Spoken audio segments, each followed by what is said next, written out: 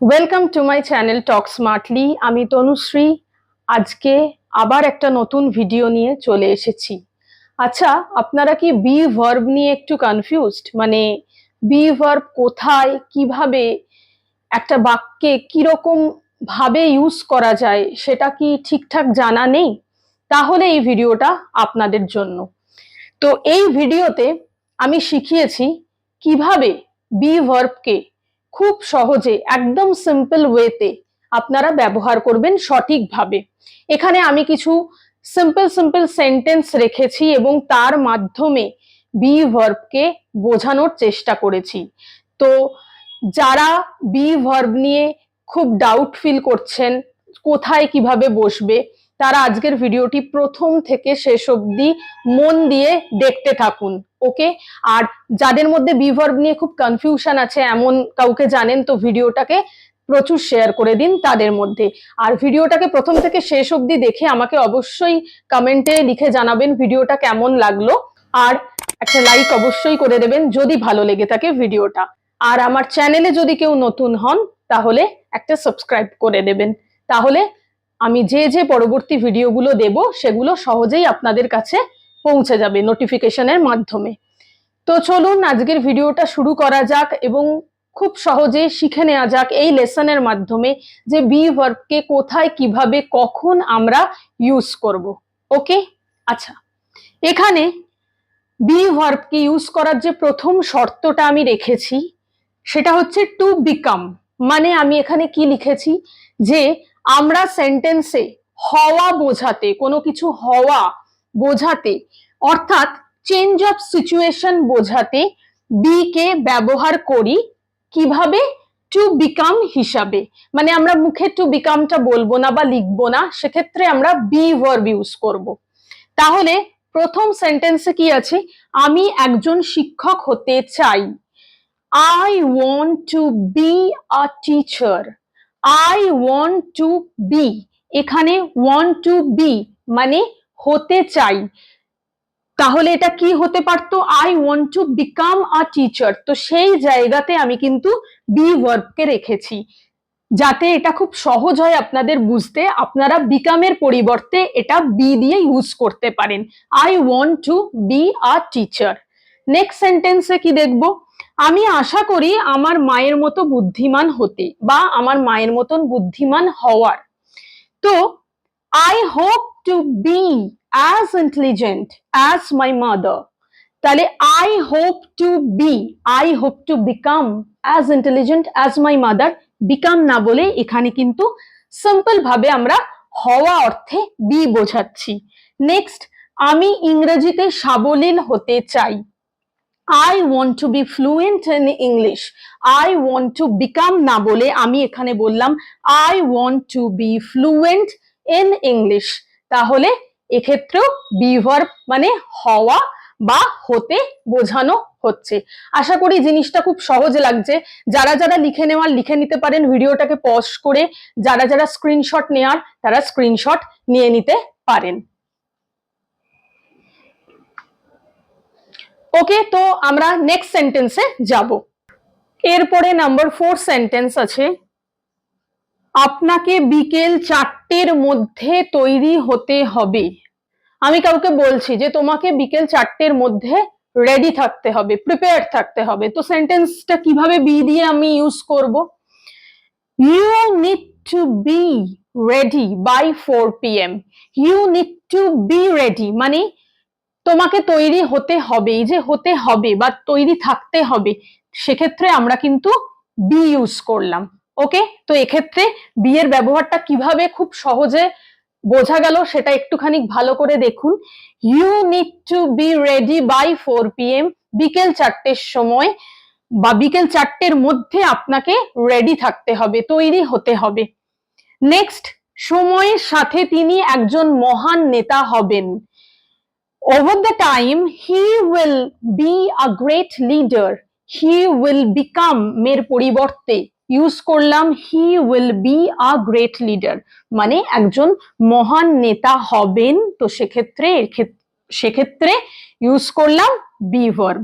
Next, যদি তুমি রোজ গাছটিতে জল দাও তাহলে এটি স্বাস্থ্যকর ও প্রাণবন্ত হবে। If you water the plant daily, it will be healthy and vibrant. তাহলে এক্ষেত্রে বি ভার্বটাকে কিভাবে ইউজ করলাম, যে এটা স্বাস্থ্যকর ও প্রাণবন্ত হবে। তাহলে হবে বোঝাতে এখানে বি ভার্ব ব্যবহার করা হয়েছে। It will become healthy and vibrant না বলে আমি বললাম it will be healthy and vibrant. তাহলে দেখুন সহজ সহজ কিছু উদাহরণের মাধ্যমে বি ভার্ব কিভাবে ইউজ করবেন আশা করি ভালোভাবে বুঝতে পারছেন। আর যদি বুঝতে নাও পারেন সেটাও আমাকে কমেন্টে লিখে জানাবেন। আর ভিডিওটাকে ভালো লাগলে একটা লাইক করে দেবেন। এরপরে দেখব অন্য আর কিভাবে বি ভার্বকে আমরা ইউজ করি। আসুন এরপরে আমরা দেখে নিই বি ভার্বকে আর কিভাবে ইউজ করা যায়। এবার আরেক রকম ভাবে আমরা বি ভার্বের ব্যবহার দেখব, সেটা হচ্ছে টু বিহেভ হিসেবে। কিভাবে না, যখন আমরা কাউকে কোনো একটা বিশেষ উপায়ে আচরণ করার কথা বলতে চাই তখন আমরা বি কে ব্যবহার করি টু বিহেভ হিসেবে। তার মানে যখন আমরা কাউকে বলি যে দয়ালু হও, শান্ত হও, ভদ্র হও, তাহলে be kind, be polite, be decent, be calm, এইভাবে আমরা বলি। তো এখানেও সেই আচরণ ম্যানার্স সেটাকে বোঝানোর জন্য টু বিহেভের পরিবর্তে আমরা বি ভার্ব ইউজ করব। আসুন দেখে নেওয়া যাক। ক্লাসে শান্ত এবং মনোযোগী হও। In class please be calm and attentive. এখানে শান্ত এবং মনোযোগী হওয়া বোঝাতে বিহেভের পরিবর্তে বি ব্যবহার করা হয়েছে, মানে তাকে আচরণ করতে বলা হচ্ছে যে in class please behave calmly, please behave decently. তাহলে সেভাবেই আমরা এখানে বললাম যে be calm and attentive. Next number 2 sentence. পার্টিতে সে জানে কিভাবে বন্ধু সুলভ হতে হয়। মানে সে যখন পার্টিগুলোতে যায় সেখানে সে জানে যে কিভাবে বন্ধুত্বপূর্ণ আচরণ করতে হয়, কারুর সাথে খুব ভালো ব্যবহার করতে হয় বন্ধুর মতন। তাহলে এক্ষেত্রে টু বিহেভের পরিবর্তে সেই আমরা বি ভার্ব ইউজ করব, কিন্তু কিভাবে ইউজ করব দেখে নিই। At the parties he knows how to be friendly. How to এখানে বি ভার্ব ইউজ করলাম, দিয়ে ফ্রেন্ডলি বললাম, মানে কিভাবে বন্ধুত্বপূর্ণ আচরণ করা যায়, ফ্রেন্ডলি বিহেভ করা যায়, সেটা এখানে বোঝানো হচ্ছে বি ভার্বের দ্বারা। আশা করি বোঝা গেছে। নাম্বার 3, নতুন মানুষজনের সাথে দেখা করার সময় ভদ্র হওয়া ভালো। When meeting new people, it's best to be polite. Polite মানে ভদ্র বা নম্র। তাহলে ভদ্র বা নম্র হওয়া ভালো। এক্ষেত্রেও আমরা সেই বিহেভটাকে, সেই আচরণটা, এই যে ভদ্র বা নম্র হওয়ার যে আচরণটা, এটা বোঝাতে বি ইউজ করেছি বিহেভের পরিবর্তে। নেক্সট, এত শিশু সুলভ হবেন না, মানে এক একজন বাচ্চাদের মতন আচরণ করে, তাদের বয়স একটা ম্যাচিওর বয়স থাকা সত্ত্বেও তারা অনেক সময় বাচ্চাদের মতন কোনো কোনো সিচুয়েশনে আচরণ করে ফেলছে, ব্যবহার করে ফেলছে। তখন তাকে কি বলা যায়, যে এত শিশু সুলভ আচরণ করবেন না বা এত শিশু সুলভ হবেন না। সেক্ষেত্রে ডোন্ট বি সো চাইল্ডিশ। এখানে চাইল্ডিশ বলতে শিশু সুলভ বোঝানো হয়েছে। ডোন্ট বি সো চাইল্ডিশ, এত শিশু সুলভ হয়েও না, এত শিশু সুলভ ব্যবহার করো না। ঠিক আছে, এটাকে পারলে আপনারা স্ক্রিনশট নিয়ে নিন বা লিখে নিন এবং প্রত্যেকটা জিনিস বারবার করে একটুখানি দেখুন। তো চলুন নেক্সট আরো দুটো ইম্পর্টেন্ট অথচ সহজ সেন্টেন্স দেখে নেওয়া যাক এই বিহেভের পরিবর্তে আমরা বি কে কিভাবে ব্যবহার করব সেটা নিয়ে। নেক্সট সেন্টেন্স, মিটিং চলাকালীন মনোযোগী হন এবং স্পিকারের কথা মন দিয়ে শুনুন। During the meeting, please be attentive and listen to the speaker carefully. তাহলে এখানে কি বলা হয়েছে, যে মনোযোগ দিয়ে এটা শুনুন, স্পিকারের কথাটা মনোযোগ দিয়ে শুনুন। তাহলে এই যে মনোযোগী হন, এক্ষেত্রে বি ইউজ করা হয়েছে। এখানে কিন্তু যে বিহেভিয়ারটা করতে বলা হয়েছে, যে আচরণটা করতে বলা হয়েছে, সেটা হচ্ছে মনোযোগী আচরণ, সেক্ষেত্রে বি ইউজ করা হয়েছে। তাহলে during the meeting please be attentive and listen to the speaker carefully. Next sentence, এমনকি কঠিন পরিস্থিতিতেও শান্ত এবং সংযত হওয়া দরকার। Even in difficult situations it's important to be calm and composed. এখানে to behave calmly and to behave composed এইটার কথা বলা হয়েছে। তাহলে এখানে আচরণের পরিবর্তে যেভাবে বিটা ইউজ করা হয়েছে খুব সহজেই সেটা বোঝা যাচ্ছে। ইভেন ইন ডিফিকাল্ট সিচুয়েশন মানে কঠিন পরিস্থিতিতে, it's important to be calm and composed. এটা খুবই গুরুত্বপূর্ণ যে আপনারা খুব শান্ত হন এবং আপনারা সংযত হন, এটাই বোঝানো হয়েছে। তাহলে দেখুন কত সহজে বি ভার্বটাকে টু বিহেভ এর পরিবর্তে ব্যবহার করা যাচ্ছে। আশা করি কারোর বুঝতে খুব একটা অসুবিধা হচ্ছে না। ওকে, নেক্সট আর কি বি ভার্বের ইউজ হয়, আর কিভাবে বি ভার্বকে কোন বাক্যে আমরা ব্যবহার করতে পারি, চলুন সেটা দেখে নিই। এরপরে শিখে নেওয়া যাক বি ভার্বকে আর কিভাবে বাক্যে ব্যবহার করা যায়। দেখুন এখানে কি বলেছি আমি, to describe location expressing presence or future arrangements, মানে আমরা অবস্থান বর্ণনা করতে, উপস্থিতি প্রকাশ করতে বা যখন আমরা ভবিষ্যতে কোনো ব্যবস্থার কথা বলি বা নিজেদের ইচ্ছার কথা প্রকাশ করি তখন আমরা কিন্তু একটা বাক্যে একটা সেন্টেন্সে বি কে ব্যবহার করি। তাহলে এখানে কারোর উপস্থিতি বোঝাতে বা কোনো কিছু ব্যবস্থা হতে পারে সেটা বোঝাতে, কোনো কিছু কোনো জিনিসের বা কোনো মানুষের অবস্থান বোঝাতে কিভাবে বি ভার্বকে ব্যবহার করা যায় প্রথম সেন্টেন্সটাতে দেখে নিই। তাকে তার ফ্লাইটের জন্য বিকেল 3টের মধ্যে বিমানবন্দরে উপস্থিত থাকতে হবে। এখানে কারুর উপস্থিত থাকার কথা বলেছে, সে কোথায় তখন অবস্থান করবে বা সে কোথায় তখন প্রেজেন্ট থাকবে সেই কথা বলা হয়েছে। সেখানে কিভাবে বি ভার্বকে ইউজ করা গেছে, she needs to be at the airport by 3 p.m. for her flight. তাকে তার ফ্লাইটটা 3টের মধ্যে ধরার জন্য কোথায় উপস্থিত থাকতে হবে, তাকে তখন কোথায় অবস্থান করতে হবে না, এয়ারপোর্টে। তাহলে এখানে she needs to be at the airport, এয়ারপোর্টে তাকে থাকতে হবে। এক্ষেত্রে কিন্তু উপস্থিতি বোঝাতে বি ভার্ব ব্যবহার করা হয়েছে। ওকে, নেক্সট সেন্টেন্সটা দেখে নি চলুন। পরের এক্সাম্পলটা হলো চাবিগুলো টেবিলের ওপর থাকার কথা। তাহলে এখানে চাবিগুলোর অবস্থান নির্ণয় করা হচ্ছে, আর অবস্থান নির্ণয়ের জন্য আমরা কিভাবে বি কে ইউজ করব এই সেন্টেন্সে, the keys are supposed to be on the table, টেবিলে থাকার কথা চাবিগুলোর কোথায় থাকার কথা না টেবিলে থাকার কথা। এখানে বি ভার্ব ইউজ করে চাবিগুলোর অবস্থান বা উপস্থিতিকে নির্ণয় করা হচ্ছে। নেক্সট সেন্টেন্স, গতকালের কনসার্টে থাকতে পেরে আমরা খুব ভাগ্যবান, মানে কনসার্টে উপস্থিত থাকতে পেরে আমরা নিজেদের ভাগ্যবান বলে মনে করেছি। উই ওয়ার সো লাকি, এখানে আমি দুবার সো লিখে ফেলেছি, so ignore please.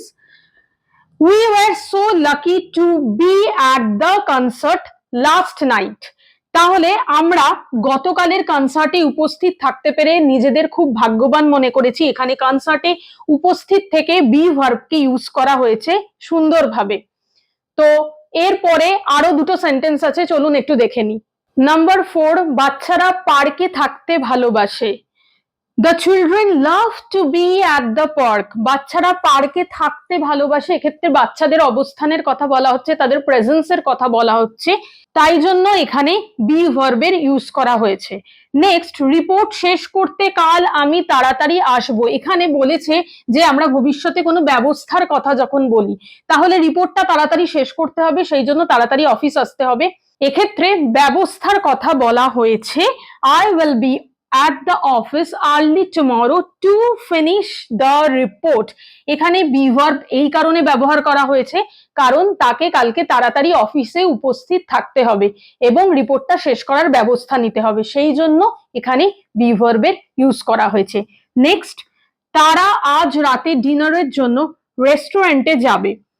They will be at the restaurant for dinner tonight. তাদের অবস্থান, তাদের প্রেজেন্স, তাদের উপস্থিতি কোথায় থাকবে আজ রাতে না রেস্টুরেন্টে, তাই জন্য they will be at the restaurant for dinner tonight। এক্ষেত্রে বি ভার্ব ওই জন্য ইউজ করা হয়েছে। তো এই তিন ক্ষেত্রে বি ভার্ব কিভাবে ইউজ করা হয়েছে নিশ্চয়ই ভালোভাবে বোঝা গেছে। এরপরে আমরা দেখব কিছু মডেলস এর ক্ষেত্রে বি ভার্ব কি করে ইউজ করা যায়। এটাকে স্ক্রিনশট নিয়ে নিন এবং ভিডিওটা বারবার ভালো করে দেখতে থাকুন এবং দেখতে দেখতে যেখানে অসুবিধা হবে আমাকে কমেন্টে জানান। কিছু কিছু মডেলস ভার্ব আছে যেমন should, could, would, must, can, এগুলোতেও বি ভার্বকে কিভাবে ইউজ করা যায় সেটা দেখে নি। নাম্বার 1, তোমার নিজের আচরণে লজ্জিত হওয়া উচিত। উচিত ইংরেজি আমরা সবাই জানি শুড, তাহলে you should be ashamed of your behaviour. এখানে শুড বি ব্যবহার করা হয়েছে, বি এর ব্যবহার এইভাবে হয়েছে যে লজ্জিত হওয়া উচিত, তাহলে এক্ষেত্রে মডেলস হচ্ছে শুড আর তার সাথে বি ভার্ব ইউজ করা হয়েছে। নেক্সট সেন্টেন্স, আমি তোমাকে সাহায্য করতে পেরে খুশি। আমি তোমাকে সাহায্য করতে পেরে খুব খুশি হলাম, তাহলে I would be happy to help you. Would একটা মডেল ভার্ব, তার সাথে বি ইউজ করা হয়েছে, I would be happy to help you. Next, এই সবজিটা কাঁচা খাওয়া যায়। This vegetable can be eaten raw, raw মানে কাঁচা, তাহলে এই সবজিটা কাঁচা খাওয়া যায়। তো এক্ষেত্রে মডেল ভার্ব ক্যান তার সাথে বি কে ইউজ করা হয়েছে। নেক্সট সেন্টেন্স, এই বইটা আকর্ষণীয় হতে পারে। This book could be interesting.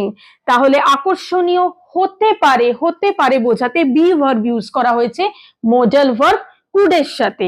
Last, তুমি অবশ্যই ব্যস্ত থাকবে। কাউকে ধরুন আপনি গেস করছেন যে সে হয়তো ব্যস্ত থাকবে, তো আপনি তাকে বলছেন যে তুমি অবশ্যই ব্যস্ত থাকবে, ইউ মাস্ট বি বিজি। তো মডেল ভার্বের ক্ষেত্রে কিভাবে বি কে ইউজ করলাম সেটা আশা করি সবার কাছে ক্লিয়ার হয়ে গেছে।